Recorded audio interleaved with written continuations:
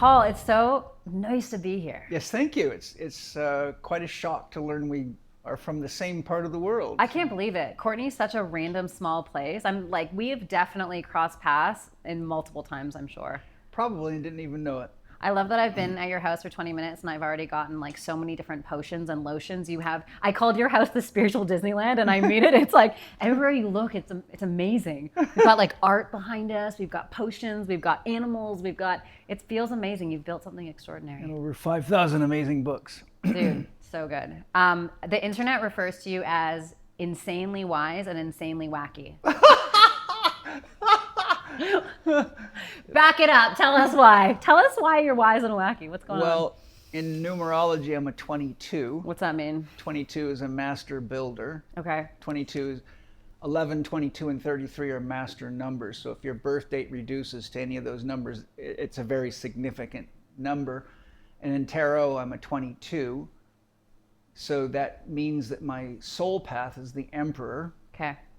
Who is the master of using earth, water, fire, and air to create and manifest and rule. Mm-hmm.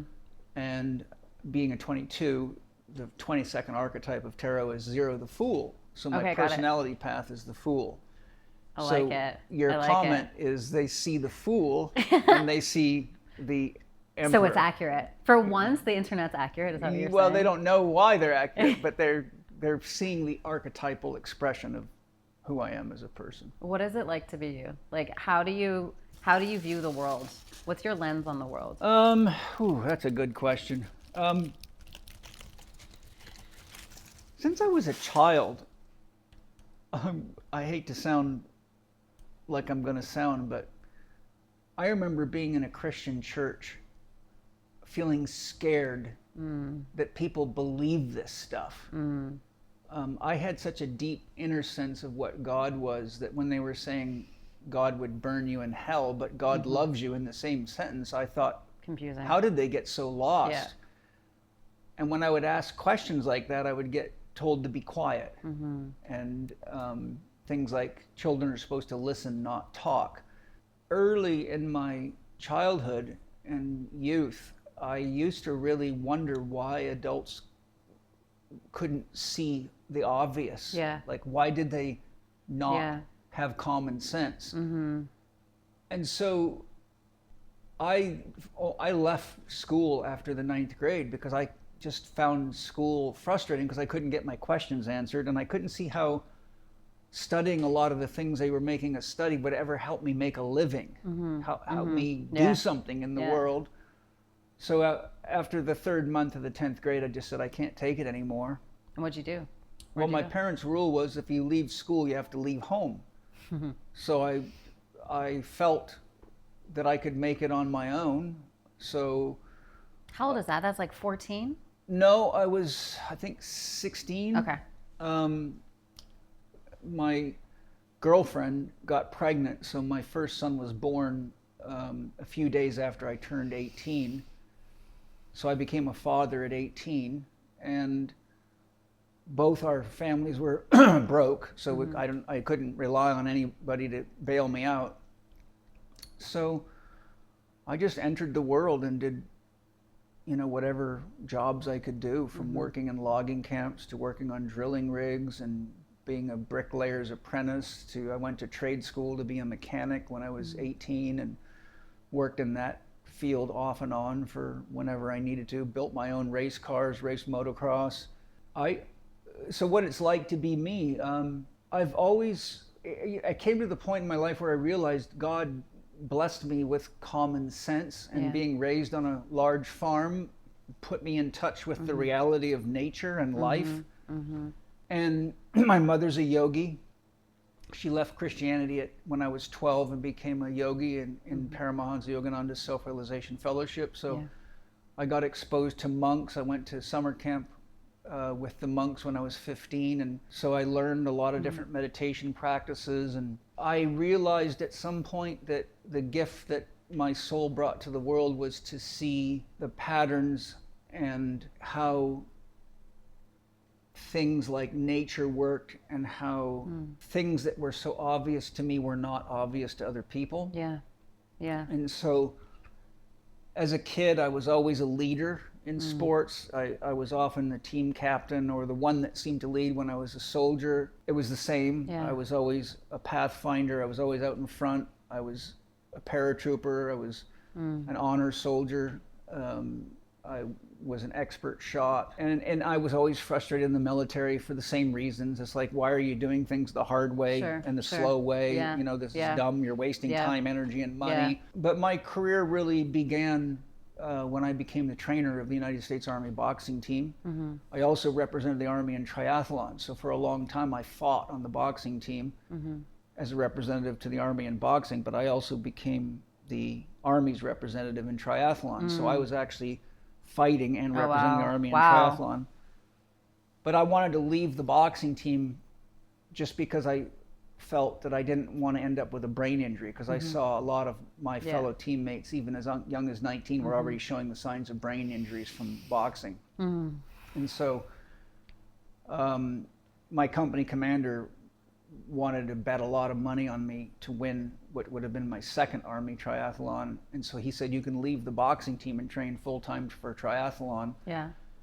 So when I announced that to the coaches, they said, please don't go. We'll let you can train all you want for triathlon, but we want you to take over nutrition and conditioning the athletes, because we don't know how in the world you can train for triathlon and box full time, because that's impossible.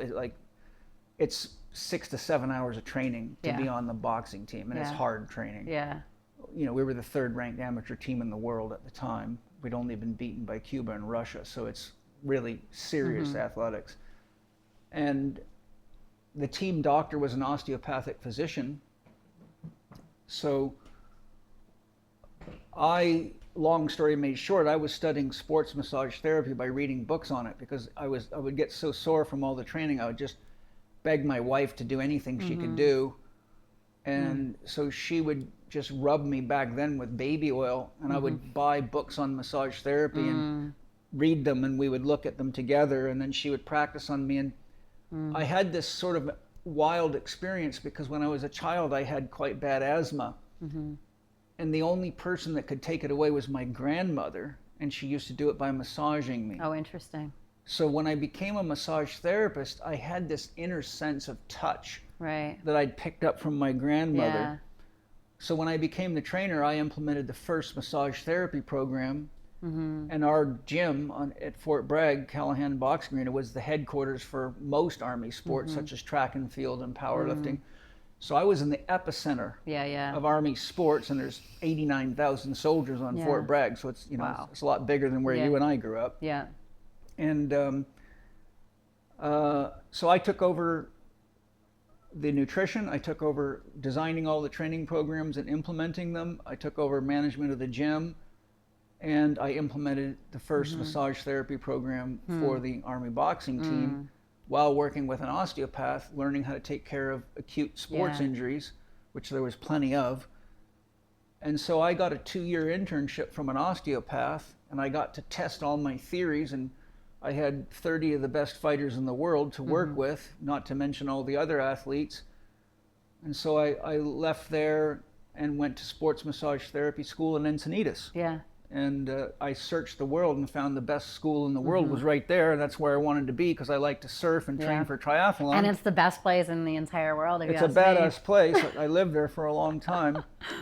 And so, you know, in my career, I left the Army. I worked for a chiropractor for 2 years when I got out of sports massage school. I then worked at the largest physical therapy clinic in San Diego for 4 years. Then I started my own physical therapy clinic with a partner who is a physical therapist. And we ran that for 3 years and then sold it. And then I started the Chek Institute in 1995. So by the time I started the Institute, I had 12 years of clinical experience. It's amazing. And that became the foundation from which I just continued to study and grow and practice.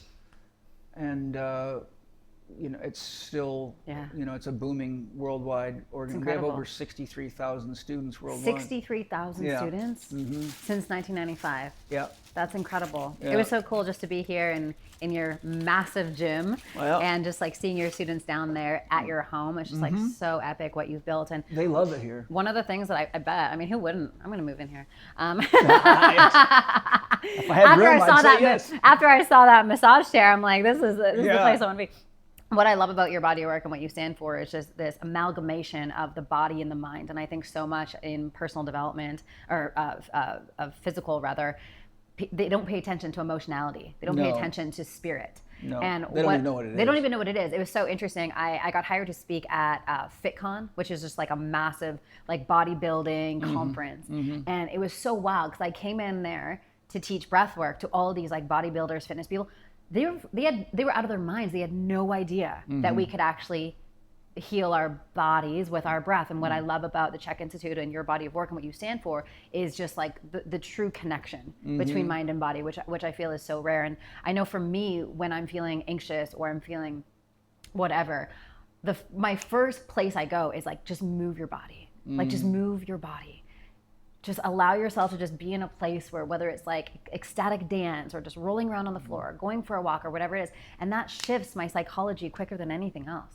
Well, you're reminding me of Dan Siegel's definition of mind. Yeah. Mind is an embodied and relational process that regulates the flow of energy and information. Yes.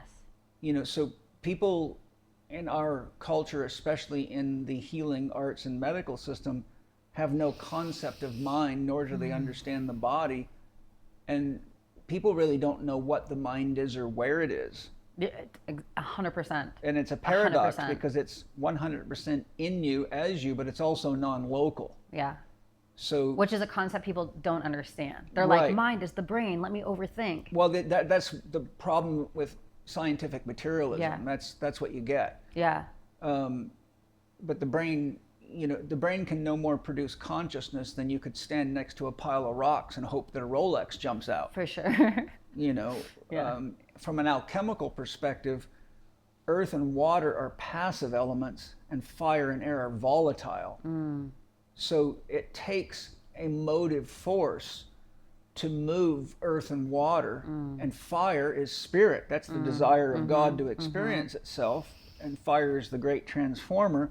Yeah. And air symbolically is at the vibrational level of mind. So anything like when you're using tarot cards, all the swords suites represent the air element, Right. and those are all aspects of mind. Right. So from an alchemical perspective, God's dreaming steps itself down in vibration from fire to air to water, emotions and feelings, into it crystallizes consciousness into the material form. So I tell my students, matter is spirit moving slowly enough that you can interact with it. Ooh, that's cool. So whenever That's you're really working cool. on someone's body, you're working on the condensation of their own consciousness. Right. So in that concept, when content of life comes at us and we're triggered and we're frustrated and we're having this emotional experience internally, how can we connect to source and to spirit to really alchemize that uproar in the system to create more harmony and balance? Well, I think, and it took me a long time to learn this, and I've done extensive research in breathing and teach a 2-day workshop on breathing, but it's a very scientific workshop that gets into the biochemistry of breathing and the science of movement and breathing, because very few people know how to move their body. The respiratory system actually is one of the chief regulators of the whole motor system. I showed you my totem pole. It's second only to the psyche, which means anything that's disrupting your breathing will cause compensations in any system in your body as necessary to optimize the breathing system, because without air, you'll die very quickly. You can go without food and water much longer, for example. So the survival orientations of the system are oriented very much around breathing. The point I'm leading to is that the heart is really the epicenter of integration. The upper three chakras are the chakras of spirit and mind, and the lower three chakras are the chakras of instincts and body. And the heart holds the balance between the two of them. So through years of study and experimentation, excuse me, I found whenever I'm feeling triggered or stressed, if I just bring my consciousness to my heart, and as I inhale, I visualize that I'm breathing God's unconditional love into my heart, and I visualize that as vibrant green light, and I see myself being filled with it, and then as I exhale, I just visualize that I'm breathing God's love to all beings in all places and all times and all dimensions.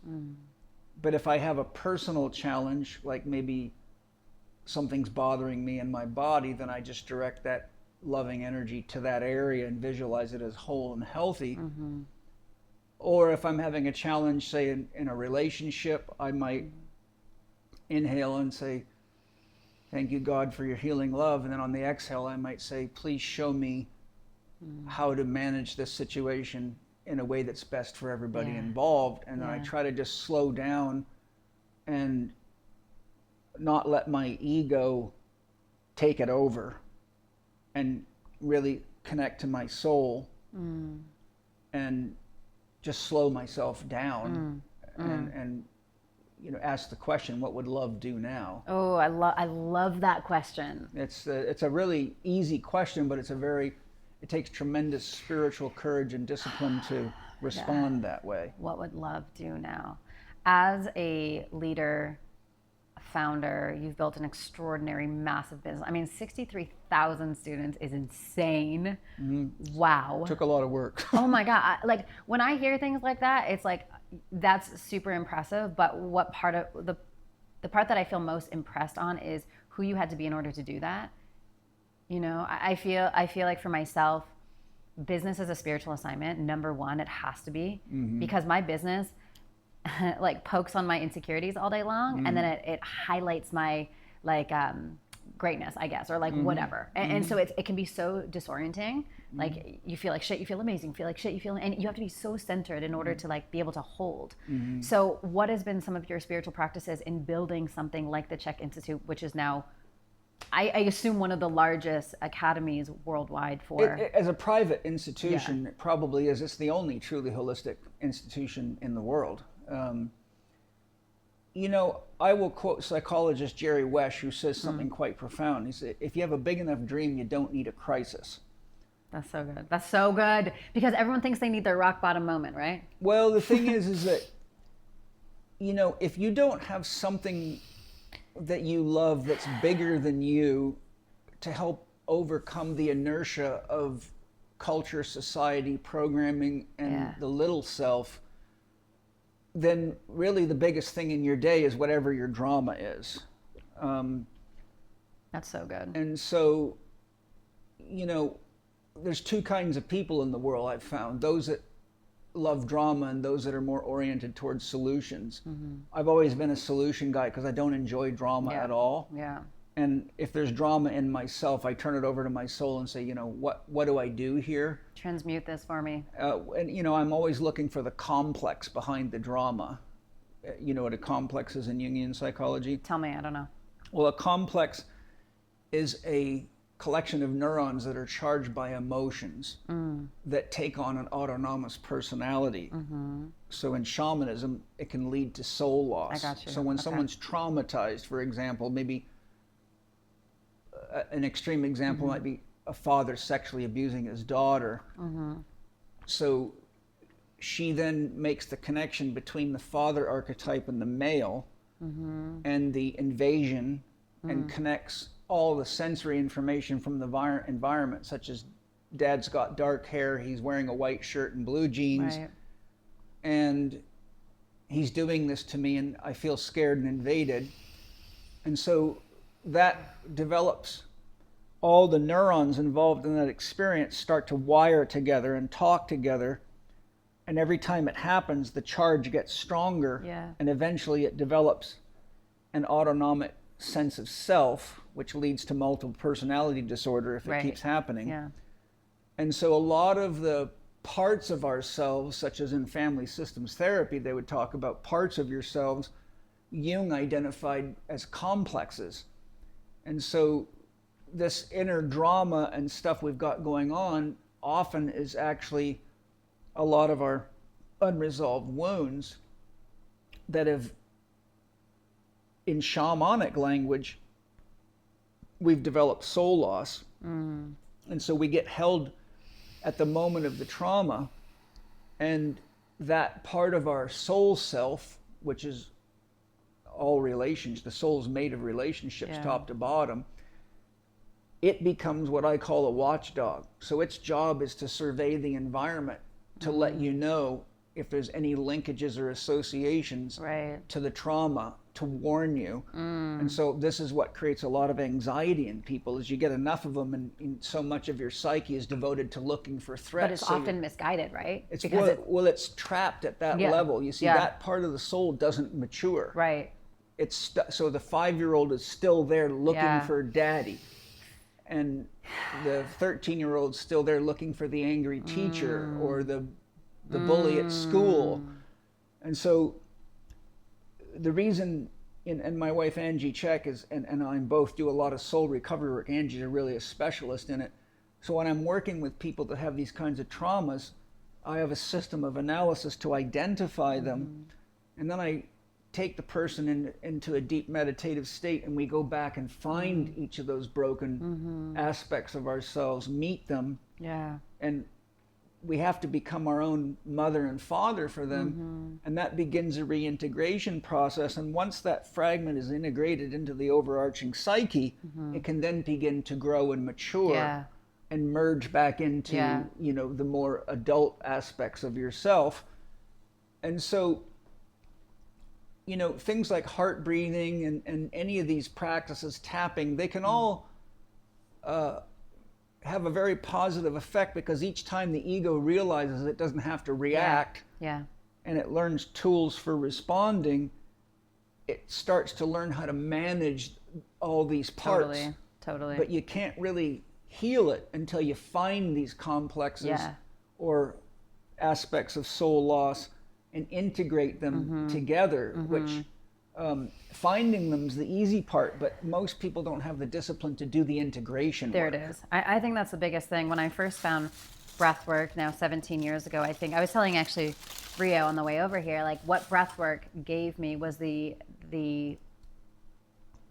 space to actually unmerge from those complexes or parts, to go, oh, that's actually not who I am. Right. I'm not that. And then I had the awareness to go into the seat of the witness, to go, oh, I'm witnessing all of these different parts of me. Yes. One of my mentors says we don't have one inner child, we have an entire preschool down there, right? Of all of our parts, of like, oh, that's not me. And every single one of those parts had a misfire in their developmental stages, which created those watchdogs. Right? But it's interesting. It's because now the protectors or the watchdogs are like, watch over that, watch over that, watch over that. And it's not going to kill us. But then can you kind of talk about how that can limit our potentiality to actually rise and go after our dreams and go after our goals? For someone like you've had to like come face to face with those watchdogs to go, hey, you're cool, don't worry about it. Like your cute little dog when we were driving up, it was like barking, and then Madison's like, you're good, everything's fine, right? And then he chilled out, right? So it's like, how can we interact with those watchdogs to chill them out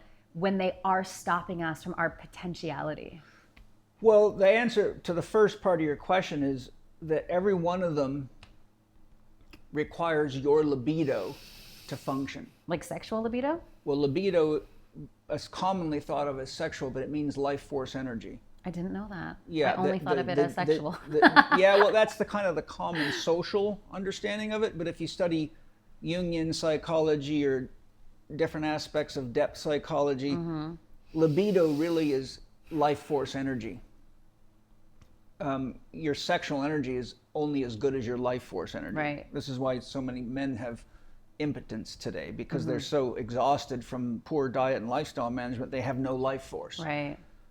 So you notice libido deficiencies in your sexual organs and performance because the best of you has to be put into your eggs or my sperm, for example. So if you're deficient in libido, the body gets to the point where it says it's not safe to reproduce. Oh. So when your cortisol levels reach too high a level for too long, the developmental precursors to cortisol are cholesterol and pregnenolone. And then from there, you have your sex steroid hormones, but on the other branches, your glucocorticoids and stress hormones.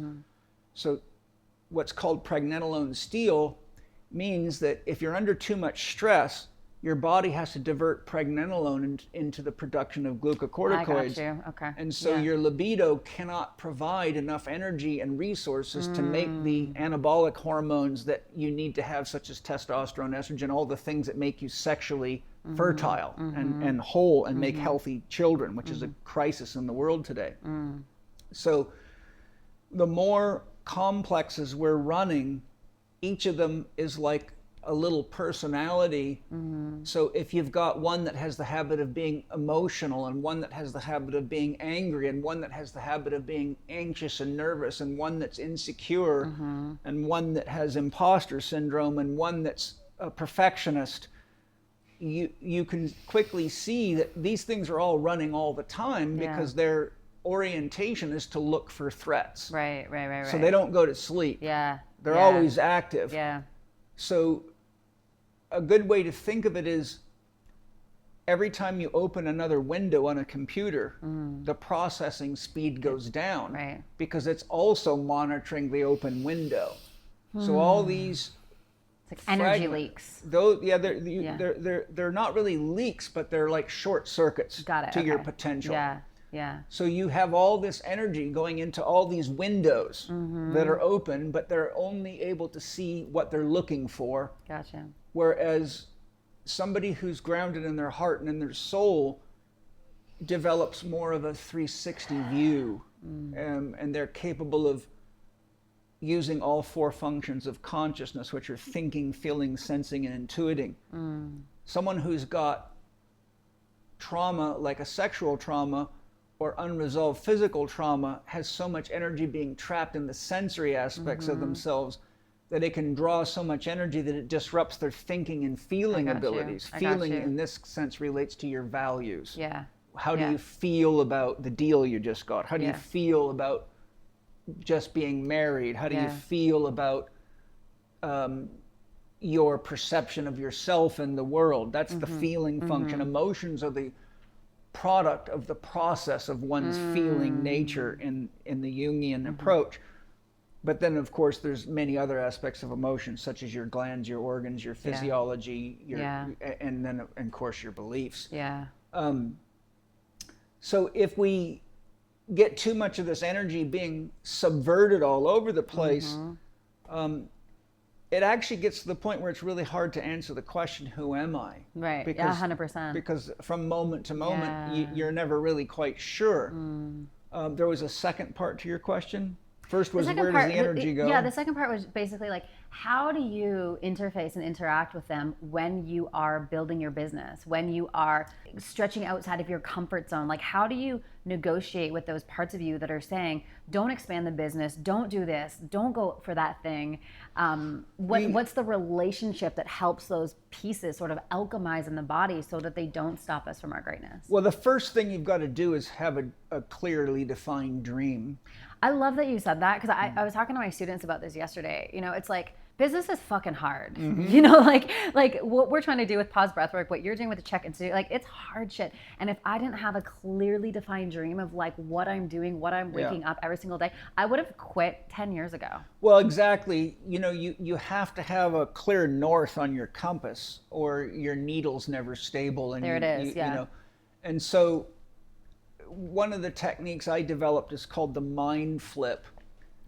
And I teach people to do it with a coin. Positive represents a positive thought. Negative is a negative thought. The middle represents your potential, because it's not positive or negative. So say you're having insecurity about whether you'll ever make enough money to grow the business or make a decent living. The dream, once that negative thought comes in, I say, thank you, dear pain teacher, for showing me where I have a mind virus. Ooh, I'll never have enough money. What is my dream? I see myself as abundant. I see myself and my business is prosperous. I share my love with the world. So then we have to flip the coin over. I'll never have enough money becomes I'm abundant, I'm prosperous, I'm whole, and I choose to live that way. Yeah. And if we can't do that with heartfelt honesty, we don't want to get in the practice of tiddlywinks and just flipping shit over and bullshitting ourselves. Then we have to go to the middle of the coin and say something that we can buy into. I can see that I have a lot of insecurities, but I know that I have the potential to live my dream, and I choose to use my potential to live that way now. Yeah. That's how you begin rewiring the neural networks from the old programming. But if you don't see yourself, visualize yourself, and emotionalize the dream person, your potential person, you don't generate enough energy to stimulate enough neuronal excitation to develop a pathway that can ultimately override an old pathway. Yes. So, you know, I use a few techniques. One I learned from Stanley Krippner, this famous psychologist, is name it, blame it, tame it. Okay. So you have that insecure part of you. You say, there's Mr. Insecure. There's the name of it. Blame it. Every time you're around, I feel insecure, and that's not helping me live my dream. I love that. Tame it. Thank you for making your suggestion. I'm glad you recognized the weakness, but I'm past it now. So good. So I choose to step into my greatness. So you name it, you blame it, you tame it. That's so good. Another one is see it, free it, be it. See it. See the challenge, be the person you're choosing to be, and free yourself from the restriction of an illusory aspect of yourself. And this brings up something very important. Plotinus, the ancient Greek philosopher from about 2,500 years ago approximately, who was a very profound, he's actually the most quoted philosopher by quantum physicists, because is that right? Plotinus clearly stated what was going on in what they now call quantum physics. And so when they read Plotinus, they're often mind-boggled because he was actually explaining the spiritual dimension, which is really what quantum physics is pointing to. And Plotinus said the soul has three key qualities: to abide, which is the witnessing function of God. Only God can give a soul. The gift of the soul is ultimately unconditional love within each of us. That's the abiding function. To reflect. The soul couldn't know itself without memory. So like we're talking about things that we're reflecting on, inner critics and things like that. And to represent itself. So all these practices require that one be courageous enough to abide and witness without attachment, which requires that you reflect. Okay, I notice before I get on stage, these voices come, or before I expand my business, I get scared, whatever it might be. So we have to reflect to see what we've created. Because it's still alive in us. And then we have to choose how we're going to represent ourselves to be dream affirmative, life affirmative, relationship affirmative. And that takes spiritual courage. Because the further you go into truly living your dream and in tune with your authentic self, the more you seem strange to other people. And unfortunately, misery loves company. And so as you become more self-realized, you become paradoxically a threat to those that aren't willing to do the work or don't know how to do it. And this is why I always remind my students, because I do a lot of deep spiritual training with them, I always remind them, bugs always fly to the light. You put a candle on a table at night and moths will fly right into it and kill themselves, and the bugs they can't avoid the light, which is a metaphor for the fact that the more we grow spiritually, the more light we radiate, the more attractive we are to challenging people. And so one of the consequences of legitimate spiritual growth is you have to deal with more and more complicated people. 100%. So when you reach a point in your own spiritual evolution where you realize that there's nothing here but God, and God starts the journey by being very asleep to the truth of itself, you realize that the people that are the most challenging in the world, be it the Bill Gateses, the George Soroses, the Faucis, the drug lords and the criminals, they're the actually ones that are the most asleep to who and what they really are. Yeah. And so, strangely enough, we have to go from wishing we could get rid of them to having empathy, compassion, and including them in our prayers. And when we realize that a lot of the people that wounded us and that are challenging us, that develop the complexes in us, actually now need us to use the deeper truth of ourselves, that they're actually aspects of us. They're God in drag, living out another role to keep the drama really exciting and making sure that we all realize who we are, because ultimately God can't realize itself in any of us until we realize God. You know, one of my prayers is, thank you, Great Spirit, thank you, Mother Tao, thank you, dear God, because you are, I am. And because I am, you are. So it doesn't matter how enlightened you are or how enlightened I am. I can't know your God. And God can't know you any better than you know God. So it doesn't matter how many mystics are in the world or how many Jesuses or Buddhas there is. They're not yours. Imagine how boring social media would be if everyone knew this. If everyone had this concept that that person over there is actually just displaying a fragment that is within us. And if it is triggering us and pointing at us, there's something to unearth and heal there. If we all knew that that was what is actually at play in this orchestration of life. Well, it would be a circle of friends that are healing and growing together. And I think that's why we have micro communities like, you know, your community of people at the Chek Institute and my community of people at Pause Breathwork. It's like we all get that to some degree. Yeah, we all move in soul groups. Yogananda said you won't so much as bump into somebody on the street that you don't have a soul contract with. Which blows my mind. Yes. Like, it's just wild to me. It is. And so we're all kind of in a progressive evolutionary school together, but you can only learn with so many people at a time. So we all come to learn and grow.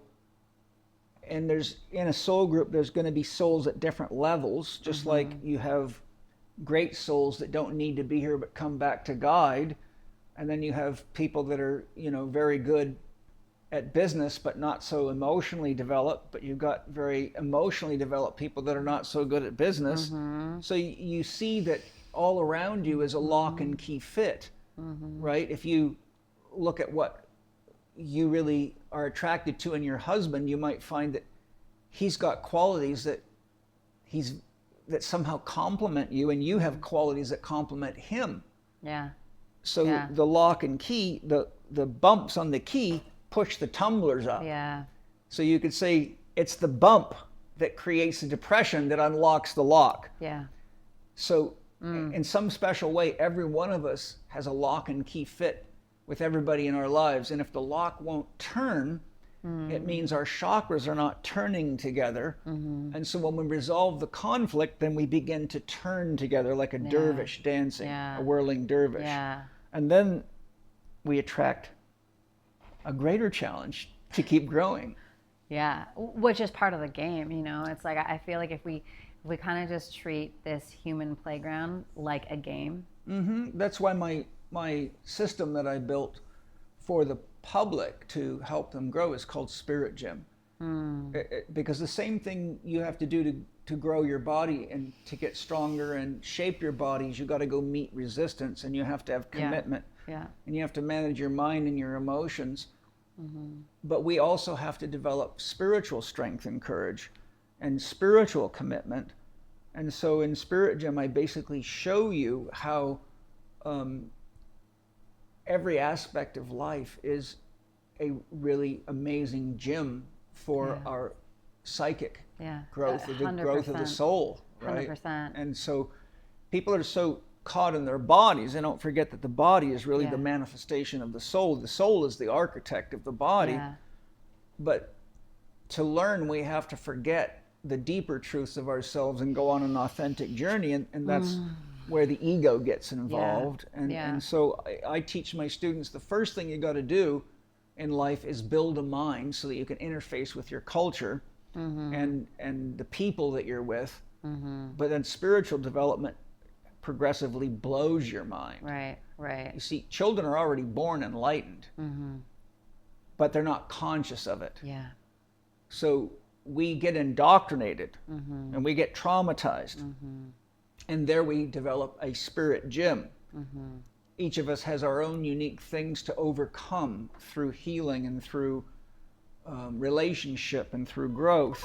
Quick little pause here because I need to let you in on something that has honestly changed how I run my business. It was so overwhelming. We had so many different tools, emails, funnels, scheduling things, pipelines, payments. It was honestly such a mess. And then I discovered Go High Level. It's literally an all-in-one platform where I can run my entire business under one roof. You guys, it feels so good to go into one platform and see all of our dashboards, the money that we make, the clients that came in, where everybody is. It is so clean and so easy. The automated follow-ups are amazing. The landing pages are amazing. You can even run your memberships and online programs on Go High Level. It's honestly freaking awesome. It doesn't just save me money.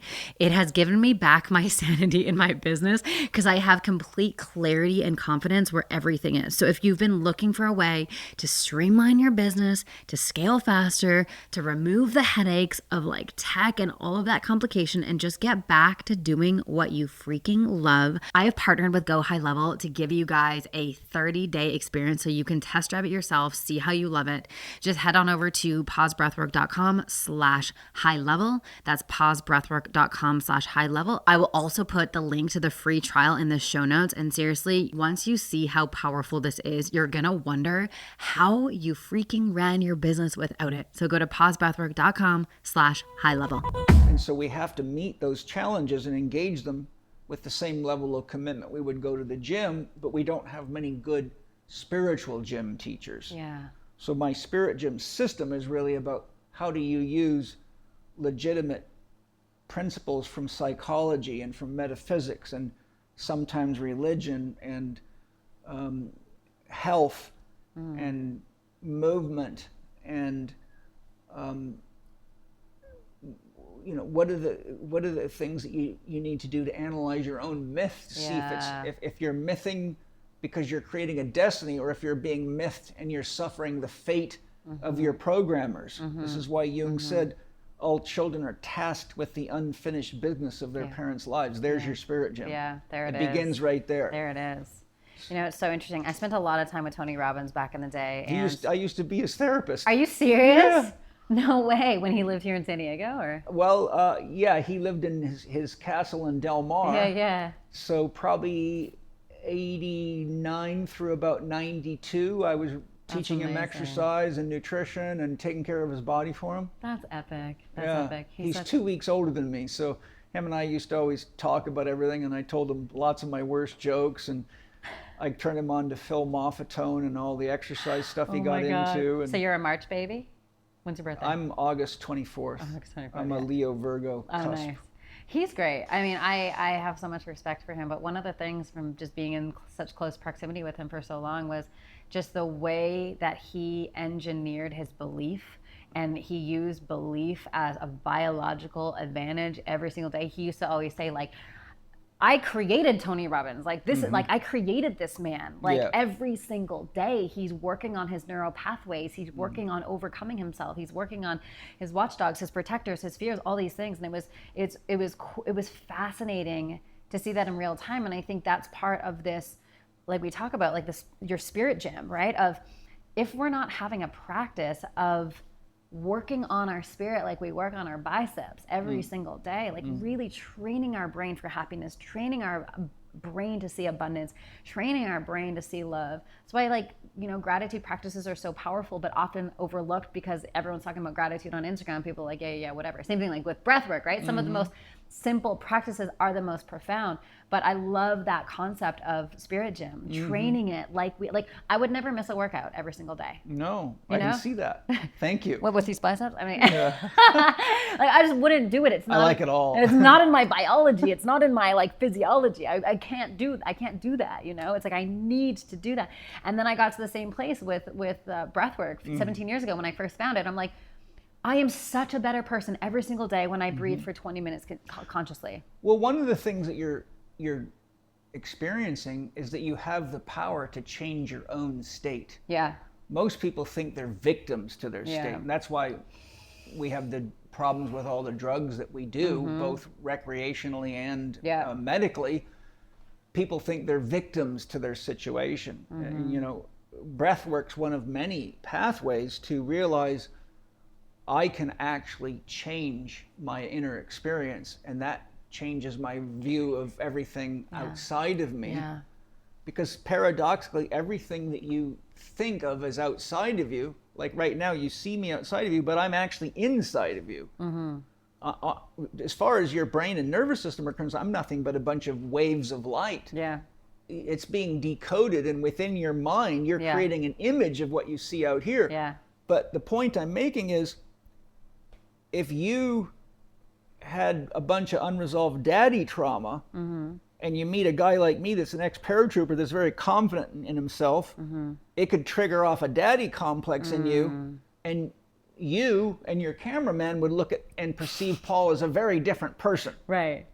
One would say, oh my God, I think he's really on to something here. And the other one would say, he's such an asshole. You know, he's The so... paradox. Right.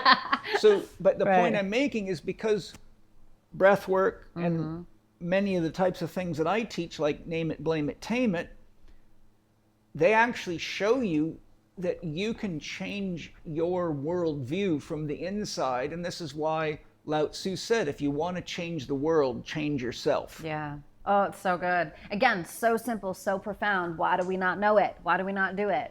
Well, because there's no money to be made by organized religions, governments, medical institutions by teaching people how to be free.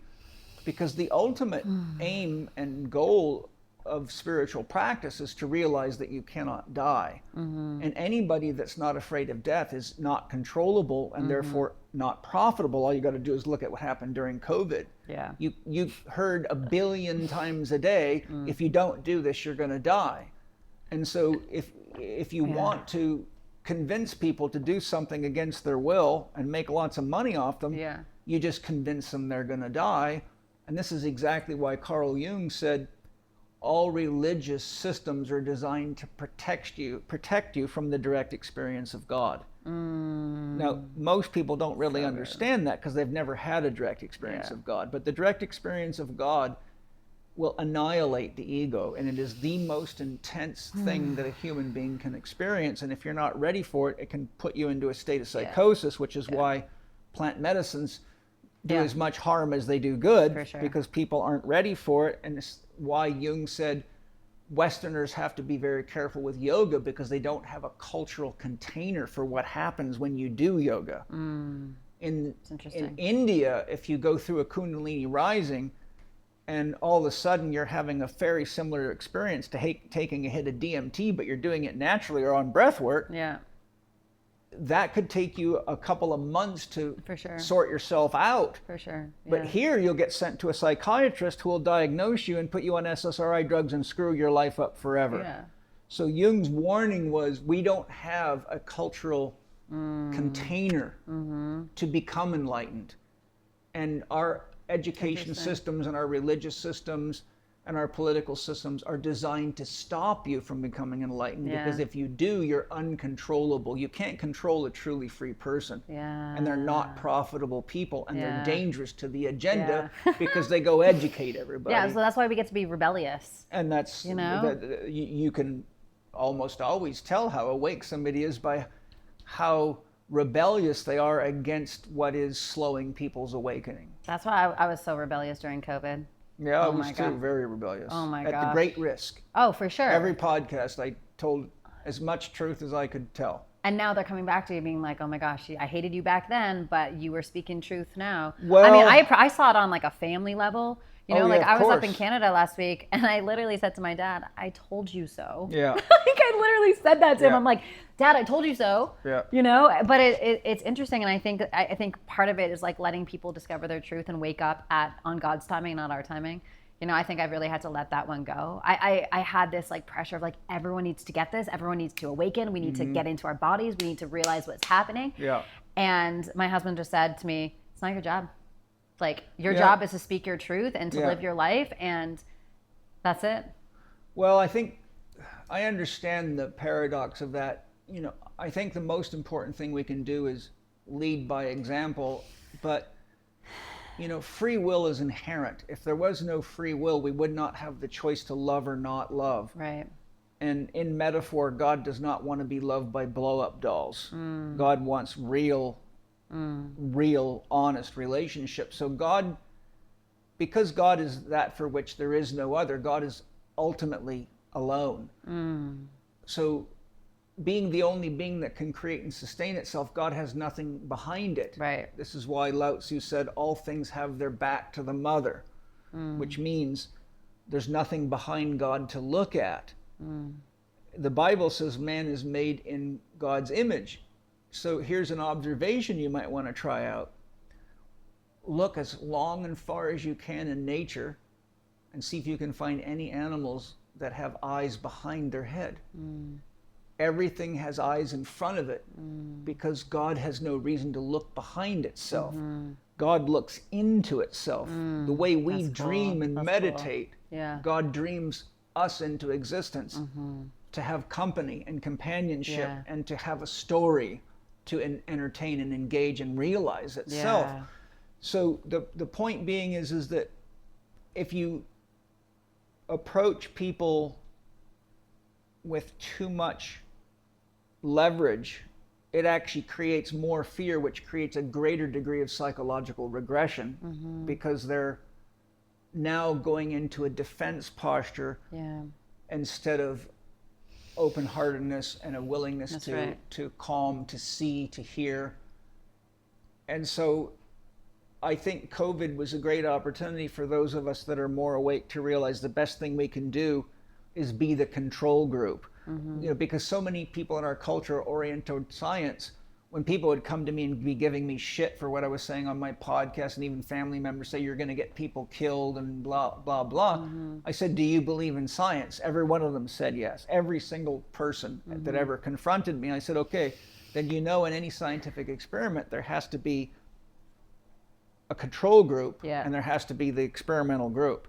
If you want to be in the experimental group, I'm happy to be the control group. And if it kills me to be a control group, I accept responsibility for that. But if it kills you to be in the experiment, you must accept responsibility for that. But that's the only way we can do science. I just like it to be, the thing that I thought was devious is that people didn't get to be made conscious of the fact that they were in a global social engineering And that's experiment. the part that sucks. That's Right. the part that Yeah. sucked. It's like they're opting into a system that they don't have any idea. No. And you know, it's interesting because I was reflecting on it during that time. You know, it's like I have the privilege to have the spaciousness and the time to do research and actually sit with the harder questions. Yes. Many people don't have that privilege, and I am aware of that. You know, there's people living paycheck to paycheck. They get up, they get the kids, they go to the work at a job that they hate. They get home, they don't have time to do anything. Yeah. So when everyone around them is like, "You must take this thing, you must do this thing," Yeah. I understand it. You know, I understand it. It's like I have a lot of compassion for it. You know. It's true, but I think each of us has to decide for our own survival and for the protection of our children and the people that we love when it's time to do what you've got to do. I've been a father since I was 18 years old. There's a lot of things that I needed to do, whether I had the time to or there was no room for justifications to not do, or somebody was going to go hungry, or somebody was going to get hurt, or someone was going to get vaccinated the wrong way or drugged the wrong way or whatever. And I think that's part of developing spiritual courage And it's also inherent to morality. By definition, a moral choice is that which is life affirmative. Anything that's against life is immoral. So when we're in a situation where we're facing something that could potentially wound or kill us or our children, we have to say, if I have to spend 8 hours researching or calling everybody that I can trust to get a well-rounded point of view on this, then I better skip a day of work. Right. Because making $160 today, but losing my ability to be a father or a mother or having a child sick for the... So my point is, in Spirit Gym, there's constant stages of growth and development, all the way from the bottom to the top. And so these are the trials. I have a saying called the pain teacher. The pain teacher shows up to quicken consciousness, and the pain teacher always shows up in your life to show you where you need to pay more attention, because your unconscious choices are leading to the trouble that invited the pain teacher. So whether it be a grand social issue or a personal health crisis or a relationship crisis, if you drug the pain teacher out, or you fill it full of false information and believe it because it's easier to believe than ask the question, is it really true? Then you have to suffer the consequences. Steiner speaks of the development of the soul, and he says anything with an inside and an outside has a soul. That begins with an atom. So we have a mineral soul, which is what creates our teeth, our bones, and our structure. We have a biological soul, which is what creates our body and our instincts. We have an intellectual soul, which is what develops into an ego. And then he says the next stage of development is the awareness soul. And you can identify the beginning of the growth of the awareness soul when people begin to ask the question, is it really true? And if you don't do the work to grow the awareness soul, then you will live out fate. You will live out indoctrination. You will live out mommy and daddy's drama. You will be a pawn on the chessboard. For sure. And the sorcerers will move you around. But the point I'm making from a spiritual perspective, Jesus walked on water. You should ask yourself, is that really true? Or is it a myth that's showing you something about your potential? When we look, for example, at religion, it's largely a collection of myths. But one of the greatest teachings Ken Wilber ever gave is whenever you're reading a myth, you should always begin it with the words, as if. As if, It's as if the safe and effective choice will save you. Is it really true? It's as if Jesus walked on water. It's as if Jesus turned water into wine. Then we can look at life for the deeper meaning of the metaphor. So good. But part of the problem is that we have a world culture who's only developed to the age of about a 12-year-old, and they haven't learned how to handle abstract thinking. So they think literally or in concrete thinking like children. And that's one of the reasons they keep our education system so dumbed down, is because they don't want people to actually get to the point where they can understand multiple meanings at the same time and determine what is the most truthful of the meanings available, right? And so I think if there's a lesson, we need to always remember that we're all living out a dream. And dreams are symbolic and they're mythic. And we need to always look at our life as though it was a dream and say, it's as if there's somebody inside of me that's insecure. It's as if I used to love this person, but now they drive me crazy. It's as if that's cool. I dreamed of being rich and famous, but I'm having a hard time paying the bills. And once you can see that, you can see, obviously the beliefs I have and the choices I'm making are producing this as the fruit. So I have to change the formula. For sure. And that's alchemy. For sure. Oh, it's so good. It's so good. Yeah, it's absolutely fascinating for us to really just like play with the idea of our potentiality. Well, it's infinite. and it's so wild because I love how you use like the 12-year-old analogy, because it's so true. Like if we all actually matured to the adult that we are, and actually felt into what's possible, we could create heaven on earth. I say this to my students all the time, like heaven on earth is so possible in the here and now. It's an inside job. Yes, but we got to awaken, and we got to come back to the breath. We got to come back to visualization. So I'm curious, what's your dream that gets you out of bed? What's your dream that helps you move through the sticky, crunchy parts of life? Well, you know, my number one hobby since I was a child is to really understand God. And I've developed one of the most comprehensive systems of analysis in the world. And I've worked with thousands of patients. I've been a therapist for 41 years. I would say in 85% of the cases, I track what's going on with them, whether it be cancer or chronic fatigue or fibromyalgia or endometriosis or metabolic syndrome or body disorders or eating, you name it.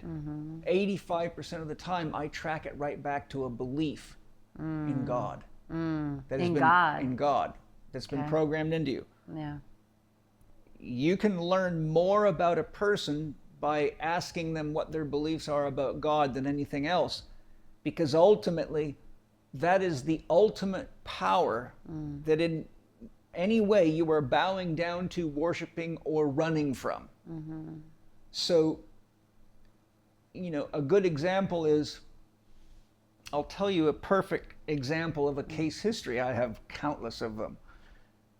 I had a man that was very, very wealthy come to me with chronic low back pain that nobody could get rid of, and he could afford anybody. He was extremely wealthy.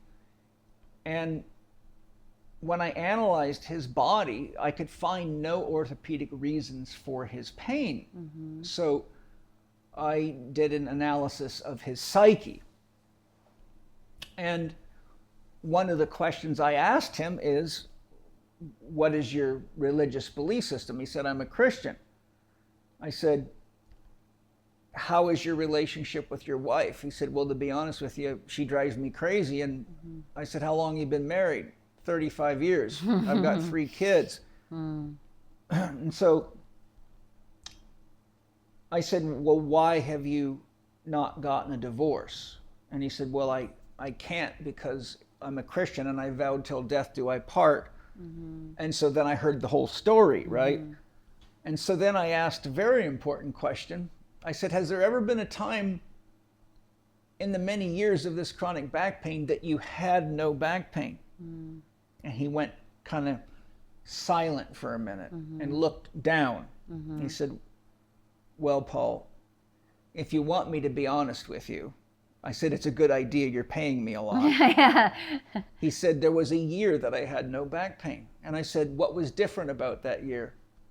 He said, I left my wife, I went to Miami, I leased a penthouse, and I had sex with other women. And my back pain went away. And when I went back, because I felt so guilty, my back pain came back. And I said, why do you keep going to orthopedic surgeons for help then when you already know what the problem is? What's going on. Yeah. I said, isn't it simple? You're unhappy in your marriage. You're teaching your children how to have a terrible relationship with your wife, which is going to affect them for the rest of your life. I said, why don't you just get a divorce? Here's the punchline. He said, Paul, I'm worth $24 million, and by California state law, I would have to give my wife $14 million, and I will burn in hell before I'll do that. What? And I said, there's nothing more I can do for you. Now you know where your back pain is coming from. This guy's fucked. Okay, so what's the point? Religion. Yeah. Beliefs about God. Yeah. I just told you a story about someone who tried desperately to find a physical cause of a pain that was actually coming from a belief system. And I am telling you, after 41 years of clinical experience, about 85 out of every 100 people I see, which is thousands of them over the career, I track it right back to a belief about God and the games they're playing with their God. And the problem with a belief is that by definition, when you believe something, you stop asking questions. And that's why the awareness soul is so important. Is it really true? Yeah.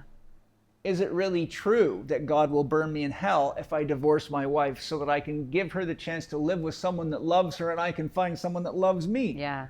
Is it really true I shouldn't give her $14 million because she spent 35 years with me raising my kids and putting up with me as being an asshole all this time? Yeah, seriously. Right? Yeah. So you see, if you don't ask the question, is it really true, then you get caught in a very, very dangerous place, which is a belief. And a belief is for children that haven't learned how to think and use their intuition and be honest in their pursuit of genuine wisdom. Because that's the stuff that gets beaten out of us as children, is to go against our intuition, That's go why- against our, you know, it's interesting, like when I did so much mindset work when I was younger. My dad was a big Tony Robbins fan, which is why I got into him when I was like 12 years old. Wow. And so just like hearing the tapes and everything, but again, it was very much mindset stuff. And until I really started doing like the somatic work, I realized like, oh my God, there is a brain in my body. Like there's a brain in my body that is guiding me moment by moment, breath by breath. And if I just pause long enough, create enough spaciousness to just listen to it,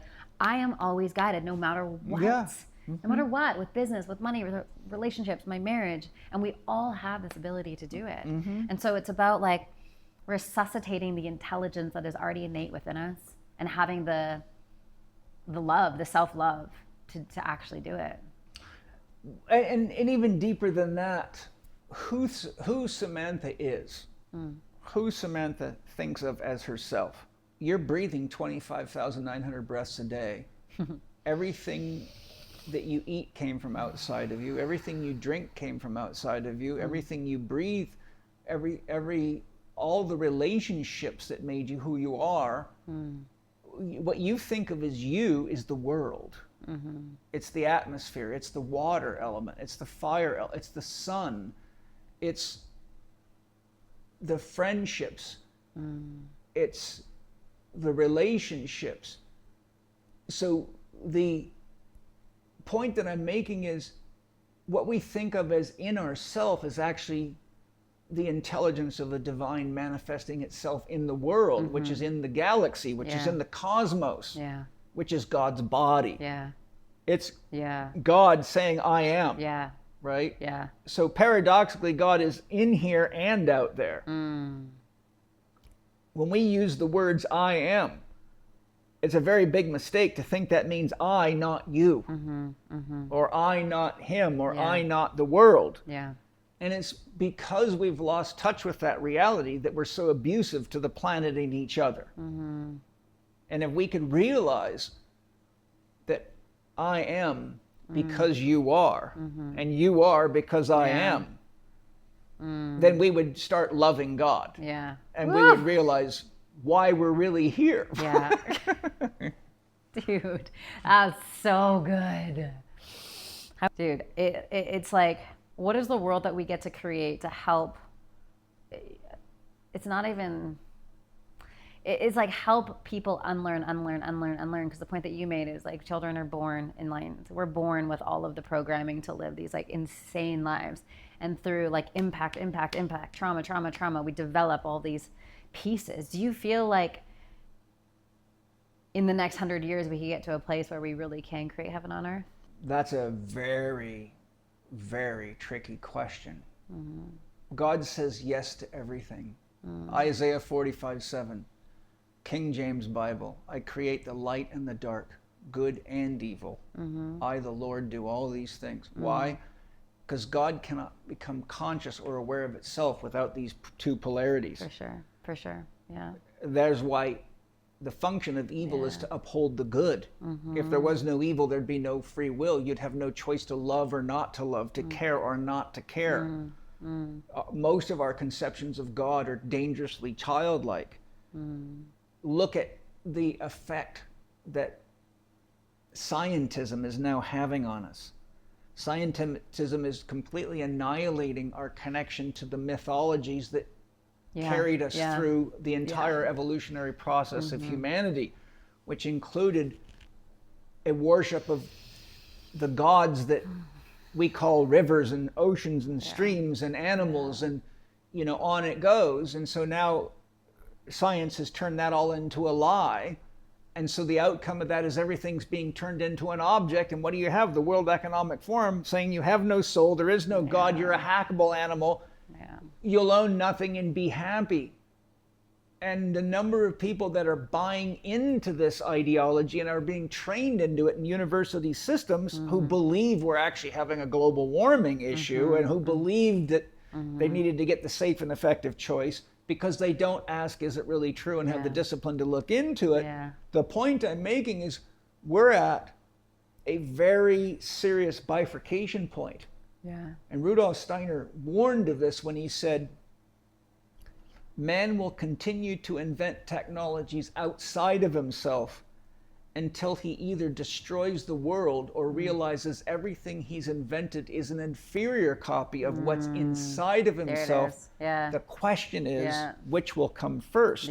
We're there. Oh yeah, I can feel it. When you ask me the question of, could we create heaven on earth in 100 years? The question is, how many of us have enough consciousness to, in the most beautiful, loving ways, wake people up to the fact that every step we go towards deeper into materialism and transhumanism and robotics and AI and the paradox, people like Ray Kurzweil and all these people say you'll be able to upload your soul to a hard drive and put it in anybody. Great, like ridiculous. But at the same time, they tell you there is no soul. Right? So I'm like, aren't you paying attention to these very confused people who have very, very strong intellects in one area, but are spiritually completely numb, dead in another area? Right?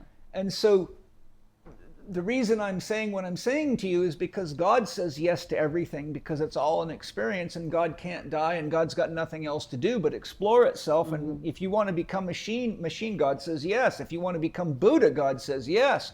Let's do it all. Because that which is infinite has no end to its own experience. But we have to decide what it means to be human. The word human comes from the word humus. Humus is organic soil. The word humus means of the earth. In Arabic, it means of red earth, of earthly slime. The word Adam, Adamus, means of the earth. Eve means life force. So we're at a bifurcation point where we've got to decide, do we want to evolve as human beings and reach our potential as human beings, or do we want to sell our humanity to Elon Musk, Google, DARPA, etc., and become more and more objectified by the people that see everything in nature as an object to buy, sell, trade, and get rich on, and who claim that you'll be able to upload your soul while telling you there is no soul, which should be a very dangerous red flag to anyone with a couple of ounces of common sense. And so when you get enough universities and enough children hooked on social media and games, and you program them through light technology and they don't even know it's happening, you can actually steer people into transhumanism. You can steer people into a global digital currency that turns you into a slave. You can actually create whatever you want to, because the technology you're using is so far advanced that people can't even conceive of it, and you make them fall in love with their phones and their computers, and they're sitting there being brainwashed 24/7 and not even realizing it. So you know, my point is,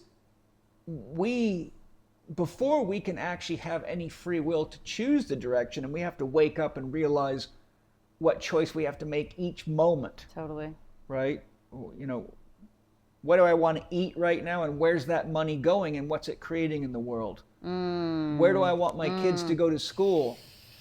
You know, does it concern me that there's pornography books in schools now for 5-year-olds teaching adult concepts that we don't normally learn until we're at least in high school?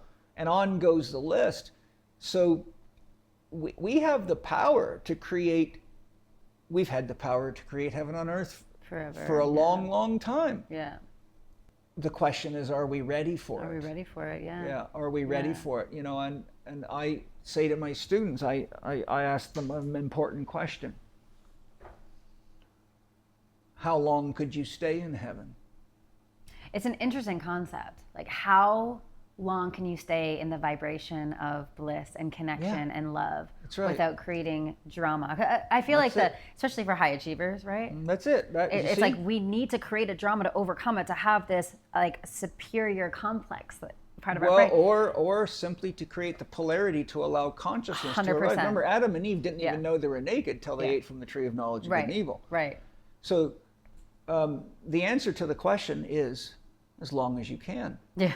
As long as you can sustain it. How long can we stay in heaven? Look around. Not very long. Yeah. And which heaven are you talking about? The heaven of SSRI drugs, the heaven of ayahuasca, the heaven of a breathing The session? heaven of ayahuasca. For me, ayahuasca is not a heaven.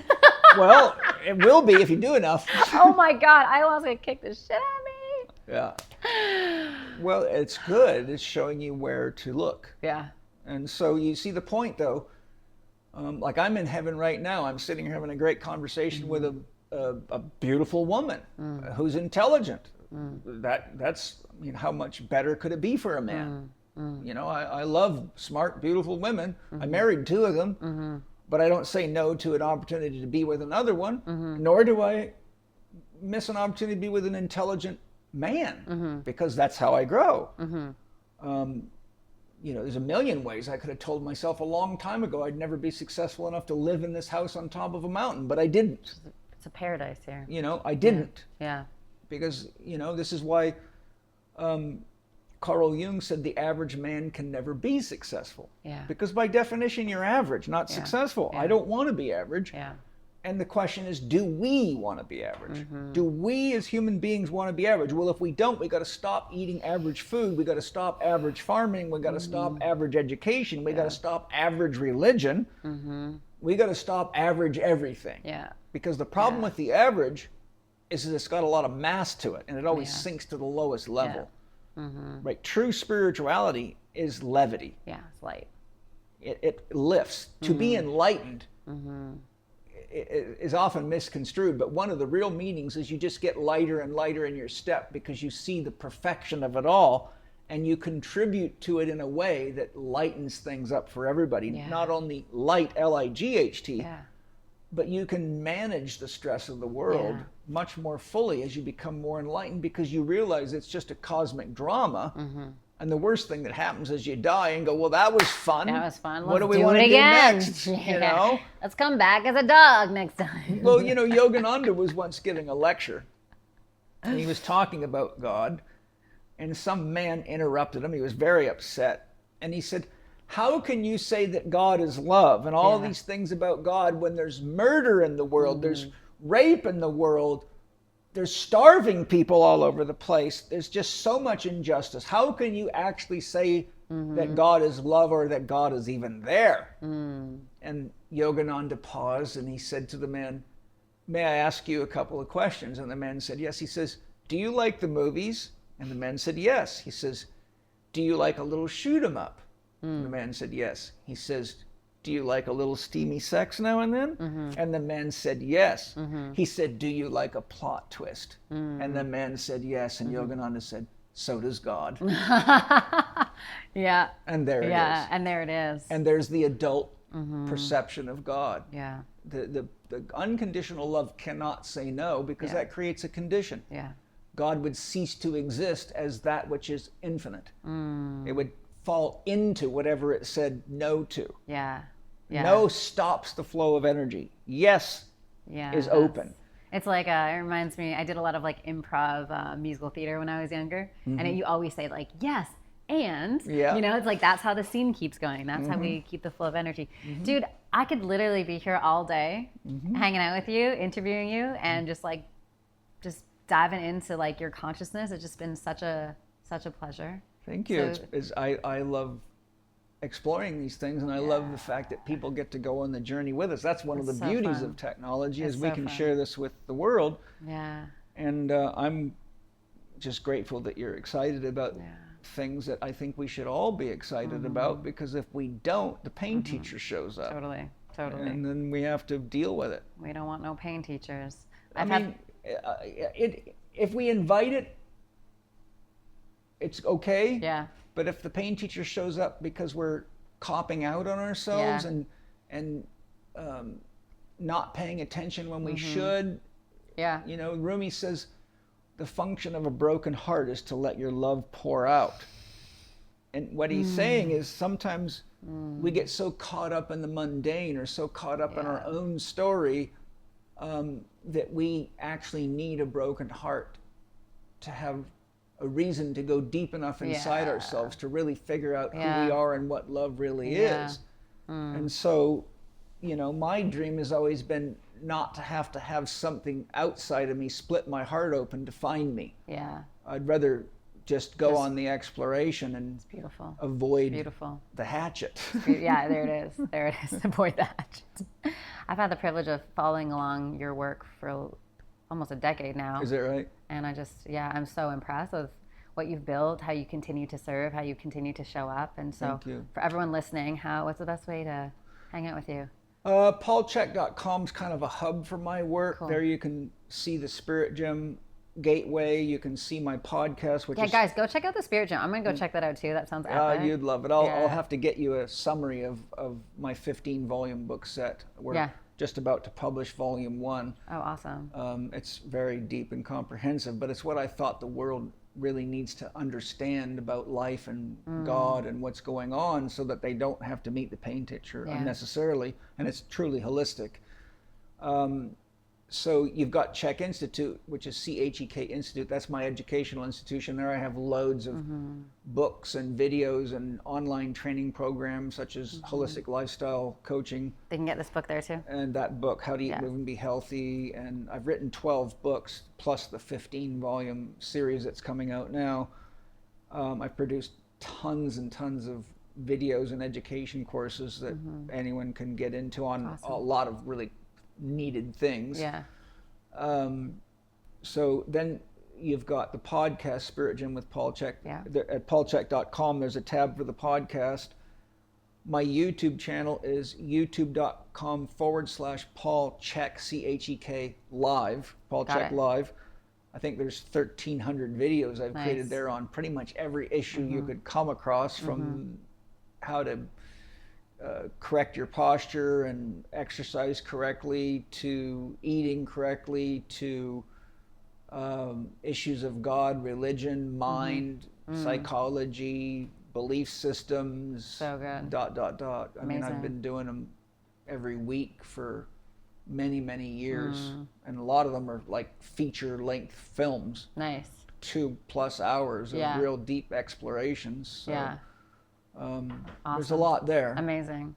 Well, guys, go check all of that out, and it's just been such a pleasure. Thank you. Thank you so much. Great to meet my fellow Canadian Courtney. Courtneyite. I know, it's so wild.